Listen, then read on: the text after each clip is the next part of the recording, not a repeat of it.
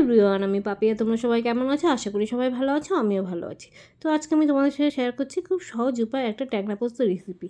যারা মাছ নিয়ে ঝুটঝামেলা করতে জানো তারা এই রেসিপিটা খুব সহজ উপায়ে করে নিতে পারো। তো দেখো এই মাছটা করতে আমি কী কী নিয়েছি। এই দেখো, প্রথমেই নিয়েছি আমি 250 গ্রাম ট্যাংরা মাছ। এটা ভালো করে ধুয়ে নুন হলুদ মাখিয়ে রেখে দিয়েছিলাম। আর নিয়েছি একটা পেঁয়াজ, একটা টমেটো আর লঙ্কা। ঝালটা যে যার যার মতো নিতে পারো, যারা কম খাও কম, যারা বেশি খাও বেশি। এবার আমি মিক্সারের বাটিটার মধ্যে পোস্ত, পেঁয়াজ, লঙ্কা সব একসাথে ভালো করে পেস্ট করে নেব। দেখো এই যে আমার পেস্টটা রেডি। এবার আমি কড়াইয়ে তেল দিয়ে মাছগুলো আমি হালকা হালকা ভেজে নেব। মাছগুলো কিন্তু বেশি কড়া করে ভাজবে না, তাহলে শক্ত শক্ত হয়ে যাবে। মাছগুলো একদম হালকা করে ভাজবে। তো এবার আমি ওই তেলটার মধ্যে কালো জিরা ফোড়ন দিয়ে আমি যে পেস্টটা রেডি করে রেখেছিলাম মশলা, সেটা দিয়ে দিলাম। দিয়ে এর মধ্যে এখন হলুদ, স্বাদ মতন লবণ আর একটুখানি মিষ্টি দিয়ে এটাকে নাড়িয়ে চাড়িয়ে ঢাকা চাপা দিয়ে দেবো।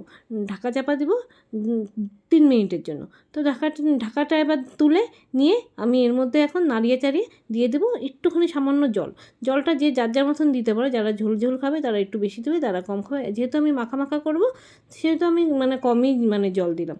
তো এইবার আমি মাছগুলো এর মধ্যে দিয়ে দেবো, দিয়ে আবার ঢাকা দিয়ে দিব, যাতে মাছগুলোর মধ্যে মশলাগুলো ভালো করে মিলেমিশে যায়।